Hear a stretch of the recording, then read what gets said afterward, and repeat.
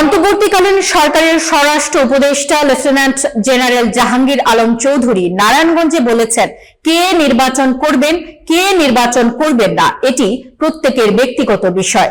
Staff reporter Mohammad নূর নবী Johnny জানান, এখানে আমাদের কিছু বলার নেই। তিনি বলেন, নারায়ণগঞ্জ ৫ আসনে বিএনপি মনোনীত প্রার্থী মোহাম্মদ মাসুদুজ্জামান মাসু নিরাপত্তাজনিত শঙ্কায় নির্বাচন না করার সিদ্ধান্ত নিয়েছেন, যা তার ব্যক্তিগত ইচ্ছা।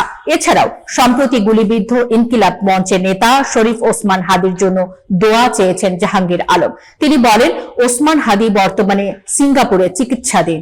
আমরা দোয়া করব যেন তিনি সুস্থ হয়ে ফিরে আসেন। তিনি একজন জুলাই যোদ্ধা, দেশের জন্য তার অবদান গুরুত্বপূর্ণ। অন্যদিকে বিকেএমই এর পক্ষ থেকে জেলা পুলিশ ও শিল্প পুলিশকে ৩টি করে ৬টি গাড়ি উপহার হিসেবে প্রদান করা হয়।